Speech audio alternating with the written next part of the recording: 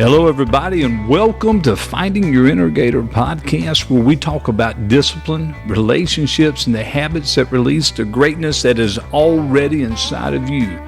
I'm your host, Wright, and I am so glad that you're here. In each episode, we'll explore powerful lessons, real-life stories, and practical strategies to help you live intentionally, build meaningful relationships, and unlock your full potential. But greatness isn't something you stumble into. It's something that is built every single day. So let's get started and begin the journey to finding your innergator. How we doing, everybody? This is Wright, and I am so glad that you're here. You are listening to the Finding Your Innergator podcast. You know, over the last couple of weeks, we've been building something, you and I. We started with research. Remember, we started doing this whale hunting series, right? So we started with research, then we moved to planning. But today, we're going into what I believe is one of the most important parts of this entire process, and that is the spread. Y'all know I love to fish, right? So you're following this analogy. Now, if you're not a fisherman, let me explain what I mean by that. When we are tournament fishing, offshore fishing, the spread, that's the lures, the baits. It's what we're pulling behind the boat. You know, if you ever see somebody fishing and you've got these big outriggers, these arms that stick offside the boat, and you see all these different rods, and they've got typically 6, maybe 7 rods in the water. They're attached to teasers, they're attached to lures.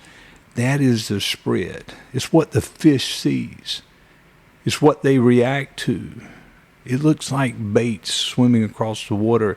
It's what ultimately determines whether they strike or they just kind of look at it. Here's what's important about that. The spread is not random, right? If I'm fishing a king tournament, I got a certain spread I'm going to have out. Typically, I like to have a spread of live bait, liveys, patrolling really, really slow. Mahi, tuna, I'm usually going to have ballyhoo, trolling a little bit faster than I do with the king spread. Mahi fishing, if that's my target, I'm trolling a lot faster, and I have much bigger baits. Different colors, different baits, different sizes, different trolling speeds. Everything changes depending on what I'm going after. I will stagger the baits, deep water, some on top water, skipping across the top, some mid-level. And I want it to look like that school of bait fish naturally moving through the water. Why is that? I'm trying to create a picture. And a picture, I want a picture that triggers a reaction. Now think about that. In business, your spread is your presentation. It's what people see. It's what they feel. It's what they react to. I think most people would completely miss this. They think if they just show up and say the right things, it's going to work. Hey, I'm charming, RB. People are going to just like me. That's not how it works. I mean, just like fishing, you don't get unlimited chances, right? I got nice gear. I got a nice boat. I got some nice rods. None of that means anything if I don't ever get a strike. And they're only going to strike if that presentation is right. You get a moment. You get a look, an opportunity. And in that moment, your presentation either connects or it doesn't. Let's deep dive this for a second. You know, when I put a spread out and I got my lures out, my team knows this, we don't just set it and forget it. It's not just on autopilot. The boat may be, but the spread isn't. We're constantly checking it. Why? Why are we doing this? Because bait fish don't swim with grass hanging off of them. We'll be going through and we'll come by a weed bed and there'll be a piece of grass and you look and that ballyhoo doesn't look right or that lure doesn't look right. You bring it in, he's got grass all around him. fish aren't going to hit that. Ballyhoo don't swim upside down. The last time I checked, they got to look natural. And if something doesn't look right, it will kill your entire presentation. Bring that into your world. You're sitting down with a client. You're on a call. You're presenting your business, and something's off. Maybe your message isn't clear. Maybe your delivery is a little scattered. I feel like that sometimes. I have to reset. Maybe you're talking too much and not listening. That's deadly, by the way.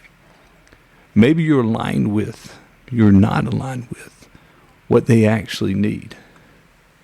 And just like that, they're gone. You've done your research. You had the plan, but you blew it on the presentation. It's not because you're not capable. It's not because your product isn't good. It's because your presentation didn't connect. That's the spread. Here's where this gets even more important. Clarity is everything. When I'm fishing, I know exactly what I'm targeting. That clarity drives everything in my spread.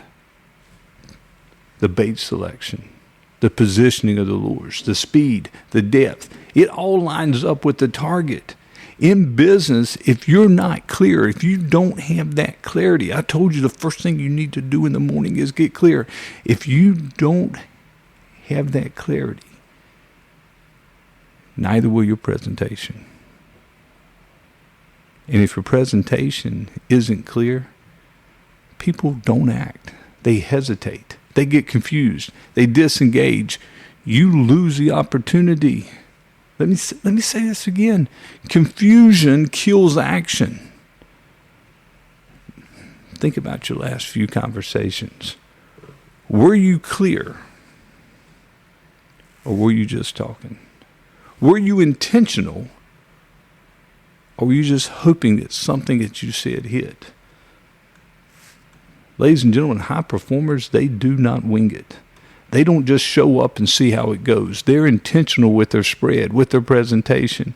They think about, what does this person need to see? What matters to them? I had a conversation earlier today, and I said to the folks, we were on a coaching call, and I said to them, don't talk about what's important to you. Talk about what's important to them, what matters to them. How do I position this in a way that it connects? What's the right message? What's the right tone? What's the right timing? You got the high performers understand that this is their shot. Now let me take it a step further.